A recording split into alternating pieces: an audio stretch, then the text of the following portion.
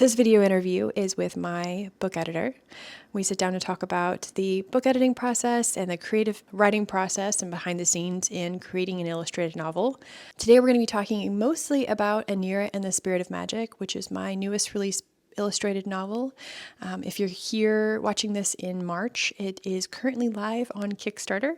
You can pre-order the book over on Kickstarter or follow the links down in the description. Both of these books are illustrated novels, which means they're chapter books, full-length chapter books, but they also have illustrations inside. Thank you so very much for supporting this project. I hope you enjoy watching this interview. To get us started, can you introduce yourself? Because I can introduce you, but I know that you've got a lot of things on your plate, a lot of things you do, and a lot of hats you wear. And I would love it if you kind of just started us off with like who you are and what you do. Okay.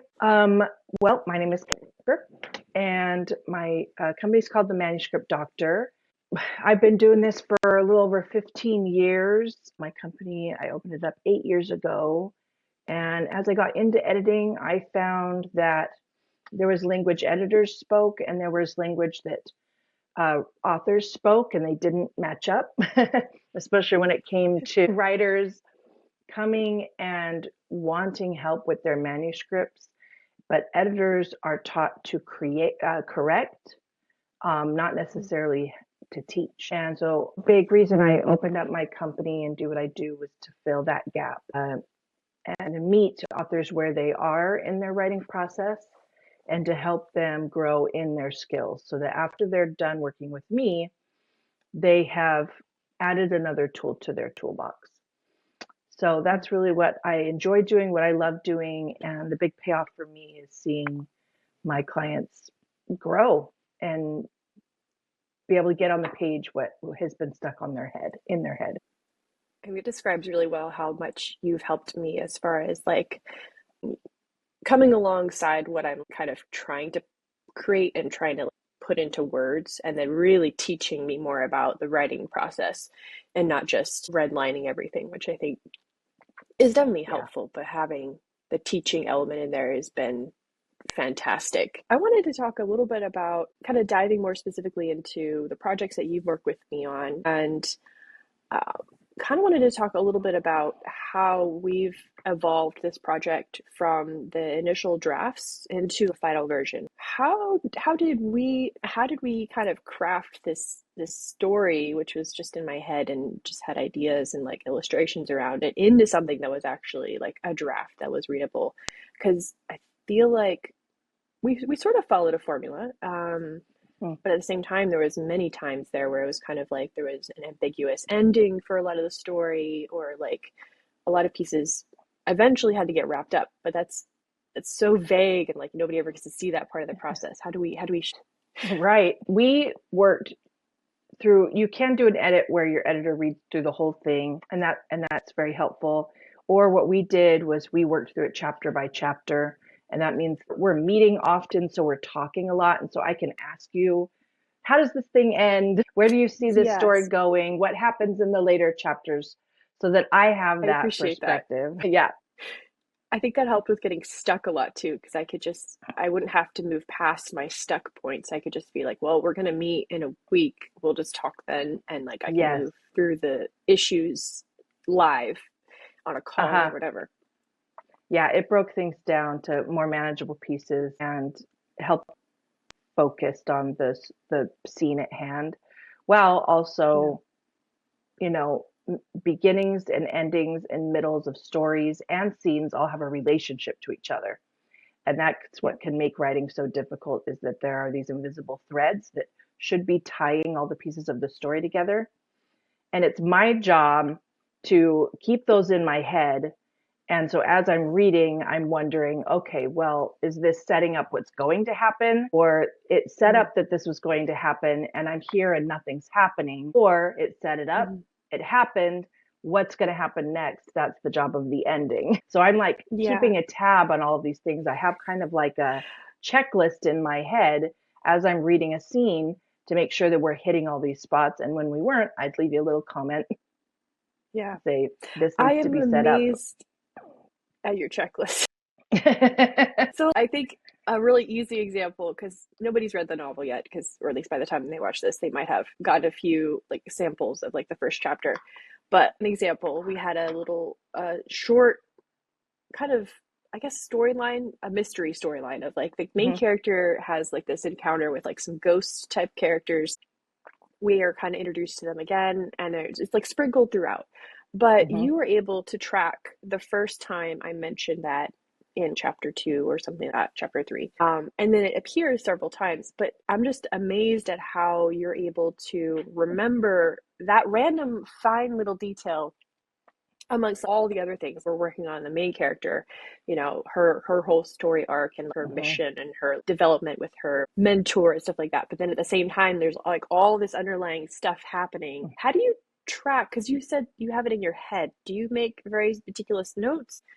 I've always wondered this. You're very good at it. I do certainly take notes every time we meet. Stories are about patterns, and my brain is just really good at patterns. So that's where I think if I can claim any sort of talent, it's just that my brain is really good at recognizing patterns and when there's a break in a pattern. Also, stories, I think I like stories because they're very organized. A good story is organized. And everything on the page has a reason to be there. And if it's just stuck on the page and it's not connected to anything else in the story, it feels wrong. It feels random. It feels like what's the point of this? Everything has a point. And so as I'm reading through, in first drafts, we are just sticking on stuff on the page and seeing what fits and what we want to go ahead and keep and what's going to not make the final draft. And so I'm kind of combing through those things and looking for connection points. So like what you were saying about the spirits, the main thing there was realizing that this character's character arc was based in her connection to spirits. That was the point of her. And so if that's the case, then the random early ghost sighting ends up being quite important. We just need to make sure that the thread gets connected all the way through. And that's just the first little hint to the reader that there's something here. And then as we go along, we look to connect with other threads. And that thread connecting is done through the internal thoughts of that character. She's thinking about that first experience. She's wondering if she'll have it again. And then when it happens again, she goes, wow, this is the second time. This is meaningful to me. What does it mean? Where am I going to go next? Is this going to happen again? And that signals to the reader, this is interesting, this is important, and this is going to go somewhere. And it definitely does. There's a great payoff for the character in this side of how she sees and understands her world. I think it's just, it makes so much sense when you talk about it in like it's almost like a breadcrumb. Like Yeah. the seeds were planted, but you need a little bit more for the reader to be able to understand why it's important, or the bigger connection to the whole story. And I think for me, it's been really easy to kind of think up little breadcrumby things, but not always have a connection back to the beginning, back to the full circle or the full story. Mm-hmm. And it's been really enjoyable to kind of weave that in, either make up a reason or decide, oh, we need to toss it, it's not really fully there, but to make it have more meaning, I think, rather than it just be, well, this is a fun idea, what if there was a ghost that appeared at Right. night, which is fun, but it's like, well, you need a reason why it's there. I really enjoy that as far as story creation process goes, and having somebody to help me figure out why on earth it's there. Right. Having an outside brain really helps.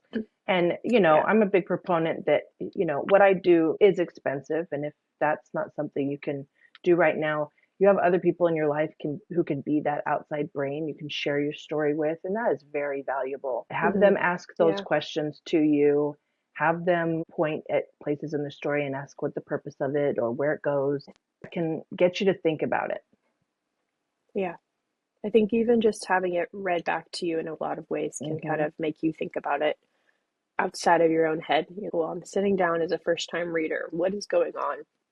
Yeah. Rather than it being stuck in your own world, or leaving it for a while too, because I did that several times with different drafts and things. We just put it aside and don't look at it for a while and then come back Yeah, later. for sure. I don't think we had any major, we had some big cuts on this recent book. Nothing that felt traumatic for me, because I felt like it was necessary. Mhm. But how did we kind of strike a balance between feedback and staying true to the story itself? I never felt like this was painful at all in our process. I just don't know if Mm. that's normal or like, I don't know. I felt like every time we talked about making big cuts, it was already something I knew I needed to do with the story itself. Yeah, I want to talk more about that because I know editing and the whole process of cutting can be really scary. Going back to comparing it to art, I feel like a lot of the time the stuff that I had to change was not so dissimilar to like some of the major edits that I've had to do on paintings before too. Mm. Like needing to kind of almost start from scratch with certain parts of a story or certain parts of a painting. I guess there's not really a question there, but is there anything that you can recall that we could talk about that was dramatic? Dramatic as far as dramatic trimming and all that kind of fun stuff. I'm trying to figure out how to frame that into a question, but I can't really think of it. Yeah, I don't know if it was dramatic because you're right. For your art, you were able to, your brain had been through similar decision making. And so you were like, okay, like it was almost expected. But certainly when working with other writers for whom this process is brand new, can be frustrating because you've put so much work into something and then you ultimately realize it doesn't work. I'm so sorry, but it just doesn't work. We have to go back. And so I think the worst thing any creator can do is be working on something believing that it is the final draft. That's Because true. Can't be a final precious with it. draft a final draft almost doesn't even exist because you can always tweak and change something. Always. Yeah. So the final draft doesn't really exist until you turn it over to somebody else and then you print it and call it and choose to Yeah. walk away. But until then, you need to see it as a constantly moving, developing process. And I don't know if that makes people really depressed as they hear me say that or hopeful, but it is good to know that that is how it's supposed to be, that that's normal. Because you've been talking about process a lot, that a lot of in the writing world we talk about pantsers or discovery writers versus outliners or planners, and you were definitely more in the discovery realm of things, which means you just sit down and you write and you see what happens, which is such a fun, free, creative process. I mean, it's so great. I would say because you were familiar with your world, you were drawing your world, that you probably had a little bit more planning in your head than you realized, but you were discovering where these characters were going and what decisions they were making and so forth.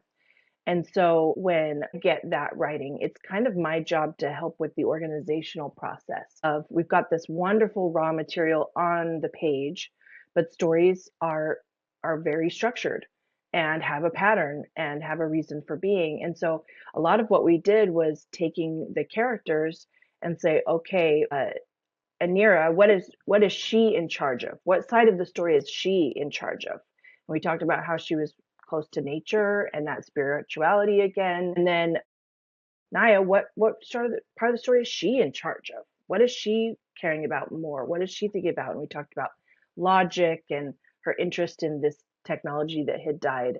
And by doing that, it helped us to structure and know where to place all the information that was necessary to give to the reader and shuffle things to one or the other. And getting from raw discovery to organizing the information was part of that process of cutting and shifting and changing. Sometimes we even changed the entire point of view of a chapter because it felt like I it should remember be doing in. that. And That's that's a lot tricky. of work. That is a You're lot like, of work. which name is this? I don't remember anymore. I really appreciated that we did kind of divide the characters up with their different roles at whatever point we did that. So Naya's the main character from my first book, and then in the second book, it kind of continues her story, sort of starts almost fresh in some ways. And I really appreciated that we kind of made her role in the overarching story very clear from her background, from her interests. And when Mhm. we did that, it felt made it so much easier to write her too. Same with Anira, the new character. She's the main character that starts out the book, and just having her of role in the overarching story as sort of, she's got a little badge. You deal with this stuff that has to do with spirituality and the magical side of the world that is kind of nature infused. And then when things would come along or writing or having problems come up, I could direct it her way. Because, well, she's the one that's been taking care of it so far. She's the one that needs to either struggle with it or have her influence in it in some way, which really helped a lot along the way. What are some of your favorite parts about the new story? And since you got to work with me on it for so long, to you makes you feel like it stands out in any sort of way from other fantasy stories? Like, yeah, I don't know. To just be really curious to hear your perspective on it, since you know it so well. Well, I mean, the fact that you're writing a beautiful picture book that is still a novel, it's not a graphic novel. It's a novel, but for an older person, older kid, or even adult to enjoy really is very cool. And so I really enjoy that aspect of it. When it comes to the story itself, obviously, I'm gonna be a big fan of when Anira runs into Naya and Aru in the story, Yes. because that's so fun to bring all these characters that we love. Mm-hmm. So that's one of my favorite scenes, and I was really excited when we got to that. I would say my other favorite part is the relationship between Anira and Gadisa. Gadisa's the spirit woman from her little village that kind of sets Anira off on her quest. And then at the very end of the book is the meeting of these two together and Anira being changed, being deepened as a person. She's had all of Mm-hmm. these experiences. And I remember when we were working on it, the book was getting to a point where it felt like it needed to wrap up, but we didn't want to shortchange the payoff of seeing this reunion because that was so important. And I'm really glad we got it there because that's really one of my favorite scenes. That Anir at the beginning is deeply interested in these spiritual, magical, natural forces that Gadis is trying to share with her, but she can't understand it yet. Then she's had a whole adventure where she's actually experienced it and dealt with it and even solved problems on her own. And then when she's able to be kind of a new Anira at the end and meet up with this mentor again, it's really satisfying and really lovely. Yeah. I don't know how we actually came about the whole wrap up conversation, but I remember feeling when we put that together, it just fit. It was one of those, oh, but of course she needs to go back and wrap her whole story because that's like set her off from the very beginning. We can't just leave it hanging.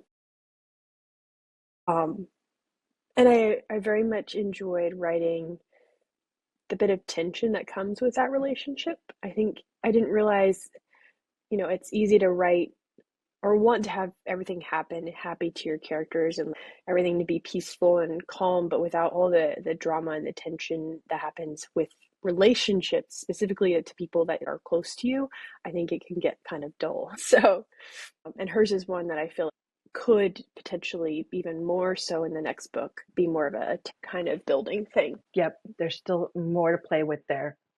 The general generational aspect of it too, that Gadisa has this belief that's not wrong, but doesn't apply anymore.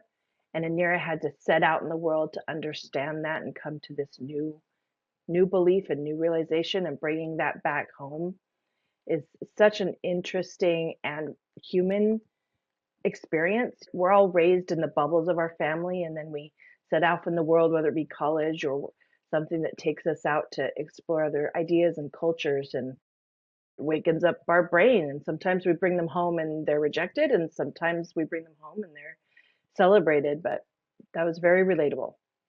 Feels like a very universal experience, regardless Hmm. of like what culture you're from, and a lot of experiences maybe vary on the extreme, right? Yep. Yep. The return home is a lot more traumatic than for others. But Hmm.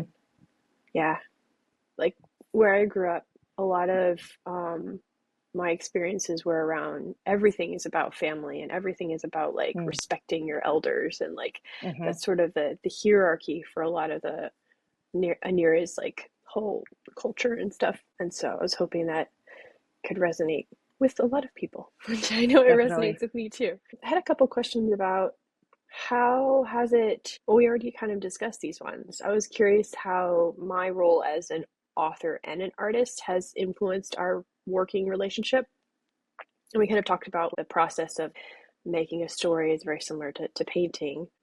Has it changed how we've worked together compared to other people that you've worked with? Has that been any different? I mean, I felt when we sit down to write, we sit down to write, and there's not a lot of painting involved. But I know I come with some visuals, a lot of visuals in my head, but I know a lot of other people could also imagine plenty of things too. So that doesn't feel special either. I mean, I do think your ideas were a little bit more fully formed than they are for some of my clients who are jumping into the creative process really brand new. And so sometimes I have to have conversations with them, like go into Google Images and find somebody that you think looks like your character or looks like your world, or jot down a map on a piece of paper. It doesn't have to be pretty. You just have to know what, because if our job is to use words to put pictures in our readers' heads, we have to know what the picture is. so true. It's like, well, you can't describe it if you don't know what it looks like. And Yeah, it's like, well, that's a good yeah, point. I don't actually know. yeah. So Yes. that certainly was a benefit that you were coming from a visual medium into a Mhm. word heavy medium, but you kind of had that stuff preloaded in your brain. Something that you helped me with is because my stories revolve around physical travel, like within a world that um, the story is kind of revolving around.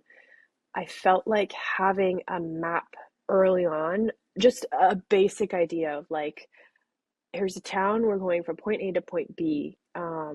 Roughly how long does it take to get there? Helped me just kind of form the story a lot faster when I had that written down and drawn out. And I don't even have like a really finished map for a lot of this stuff because I don't need it necessarily. But having that rough, basically a rough sketch or whatever of a map was really wonderful advice from trying to picture everything and how all the moving parts fit together. Just to add on to that, that's true of like literal traveling from point A to point B, but it's also true of just storytelling, especially for discovery writers, that you need to know where your characters, where you want them to go next. You kind of need to know where the next big lamppost is. And usually you have a vague idea of what it is, even if it is they arrive at the capital to solve the problem. That's it. That's a Yeah, lamppost. I And don't so know you're what that's writing going to entail, to but that. yeah, And that that's so true. anytime I work with people who are stuck and have those writing blocks, often it's because either they don't have a lamppost, they don't know where they're writing to, they don't know what the next goal is for their characters, or they know the goal and there's something between here and there that is not working, that they have to like build a system of, they have to solve a problem before they get there and they don't know what the solution is yet. It's usually one of those two things. And so if you don't know your next goal, brainstorm that with your outside brain friend, writing group, spouse, Yeah, buddy, yeah. whoever it is. And if it's the problem thing, do the same, working through that to get you through it.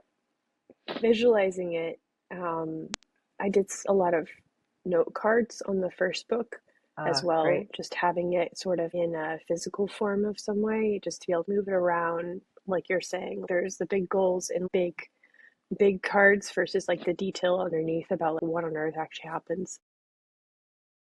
Also helped me a ton. You mentioned earlier about one of your favorite aspects of this story, having the two main characters meet, and I think also having that visual story arc map as well as the physical map of where on earth on the island are they? Is this even the same island? I don't know.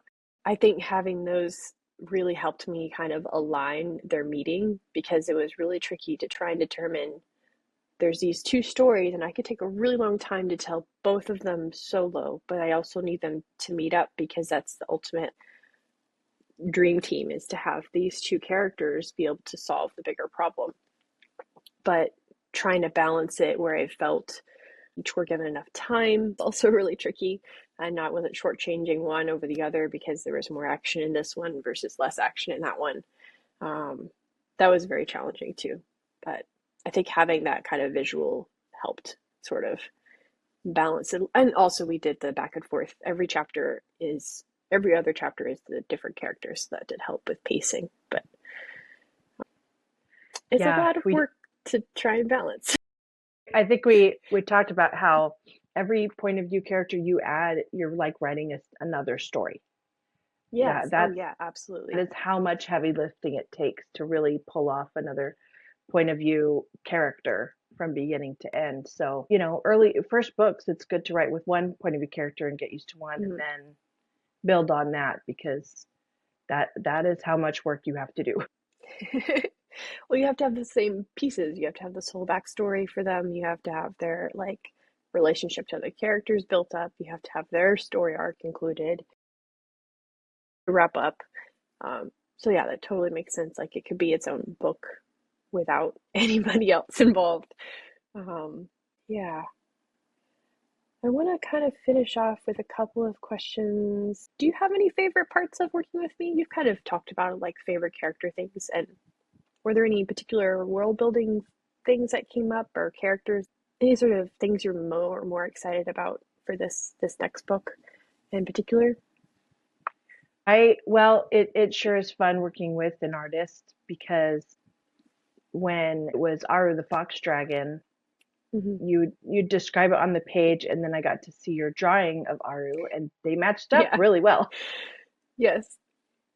I also remember that we did a lot of talking book about the dagger. The Yeah, there was dagger a lot. became this like element in the story that in storytelling sometimes we call it a MacGuffin, which is this object that moves the plot forward. Um, but it was a good MacGuffin because we had to work on it to make sure it was a good MacGuffin.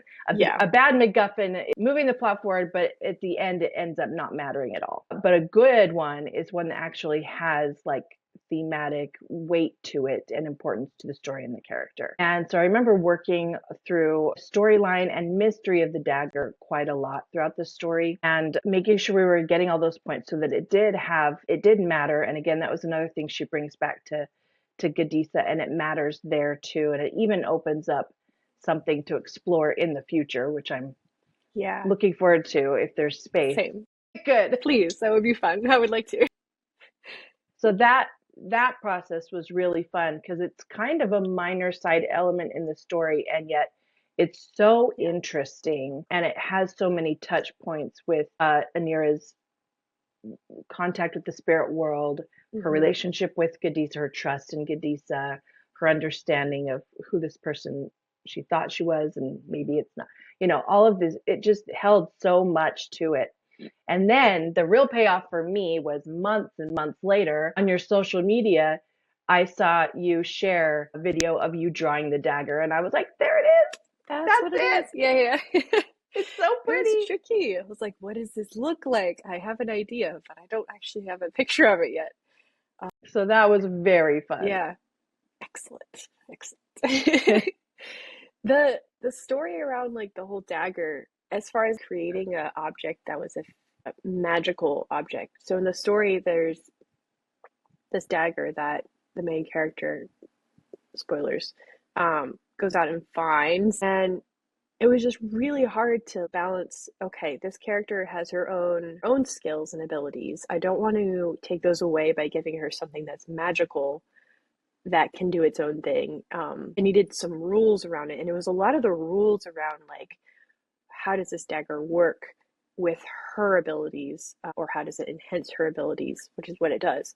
When it's taken away, is it still something she's able to do? Like, there's just so many pieces that kind of felt like I opened up like a Pandora's box of like, well, now you have to either set up all the rules or at least not confuse people by not including at least some of them. um, I felt in the end we did a really good job of balancing that, but at the same time, like bringing it together was really challenging and kind of scary at times, because I could open up a whole can of worms with just one object, and it felt like it really needed to be very carefully thought about throughout the whole thing, just so we didn't run into the same problems. Like, we suddenly have a magical dagger, why isn't she using it kind of scenarios, which I see a lot in like pop culture, fantasy, whatever type things. And I know that bugs a lot of people, and it bothers me too when I see it as well. Hopefully we did that successfully. I think we caught all of Yeah. the little little pieces, and I'm looking forward to kind of exploring that more in future books because I feel like it's a really unique magical object. So Definitely. that's, I guess, been one thing that I think is a big challenge is writing in fantasy and inventing Hmm. fantasy magical systems is fun because you get to just come up with whatever. But having said that, it's also really challenging with all the rules that you kind of need to incorporate. And it doesn't have to be like heavy rules. It needs to make sense for the character to be able to interact with it in a realistic way. And just keeping track of that has been very, very challenging. Yeah, and this is something that Brandon Sanderson talks about, fantasy author, and Oh, yeah, yeah. the podcast you heard me on was his Hmm. podcast. Um, because he uses a lot of heavy duty magic in his fantasy worlds, and he talks about the rules for it. And I think the best thing to decide first is what place magic has in your story. And so the big talking point there, especially with the dagger, was, does this magical item solve the main problem in the story, the main conflict? And if it does, then our responsibility is to teach enough about the magic and the rules of the magic. We need to harden them and line them up enough so that when we get to the payoff and we see the magic used to solve the problem, the reader gets to enjoy that because they get it. They understand how that works. It's not just hand wavy them and boom, this big problem that's supposed to be driving the whole story is suddenly solved. And we call that a hard magic system. But there is certainly plenty of fantasy stories where the magic is just flavor on the side. And it can be that because it doesn't actually need to be used to solve the problem at the end. And if that's the case, then it just gets to be, there might be some slight rules for it, especially how it interacts with the character. But other than that, it doesn't really need to do a lot. And the best example of that is Lord of the Rings. Gandalf has magic and uses magic to even sort of solve problems. But at the end of the day, the big problem of destroying the ring isn't solved by magic, it's solved by the choices made by the characters. So lining that up, getting straight in your story about that can help either relieve, oh, I don't have to build a magic system, or I really do have to build a magic It really system. is something you got to address. Yes, that's Right. very true. It's a choice you have as an author or a creative person is you get to pick what which ones of those is more important in the end. Right. Right. I think it's a lot of fun being able to create things from basically nothing and start to Hmm. build worlds around it and stuff like that. It's been really, really fun working with you on all of these books so far. If Totally one, agree. yeah, it's really fun to like have that ongoing conversation about things that it's just a book, it's just a story, but it has so many other pieces and parts to it. It feels like its own world. But well, thank you for taking the time to talk with me about like the whole writing process. It's Hmm. been many years in the making, and I'm really excited that everybody gets to finally read what we've been Me working on too. for quite a while. So I appreciate it, and It's a beautiful yeah, story. I love it. thank you. I think it's been the most exciting to see how I've been able to kind of level up a lot of my writing skills over the last Yes. couple of years. And it feels much more comfortable to me to sit down and work on a novel now, versus the first one was a very good first draft, illustrated novel, but at the same time I was still learning how to write a lot of things and figure out how to weave a lot of like the story elements together, and it Hmm. felt like I finally got to really sort of flex those muscles a little bit more with the challenges that I decided to incorporate in this next one. So here's to another book hopefully soon. But Yeah, yeah, absolutely. Yep. Congratulations. I'm so proud of you. It's been a thank you. wonderful process. And I've definitely Yeah. seen you grow, just like you said. The process has been a little tighter, and Mhm. your storytelling brain is able to handle more story at once than it did the first book. Yes. Yes. And I and I feel like I'm see able to that growth. juggle a lot. And you're able to keep up, which I'm still amazed at. I don't know how you do that. But I read real I'm fast. glad you do. She remembers everything. Um, well, we will talk again on a different note about other writing stuff at a different point. But for now, I Great. think this is perfect. Thank you. Thank you so much for watching, and if you enjoyed this video, please give it a thumbs up and subscribe if you haven't already. And if you haven't already backed the project, please do. Backing projects on Kickstarter helps me be able to pay for the printing of amazing projects like this, and they are only here because of you. Bye. Hey, future editing Naomi here. This episode was too long to put up on YouTube, so I've actually uploaded the full entire hour chat over on my Patreon. It's not behind a paywall, it's free. So if you follow the link below, you can go watch our full chat over there. And if you haven't already, thank you so much for backing this project. It means a lot.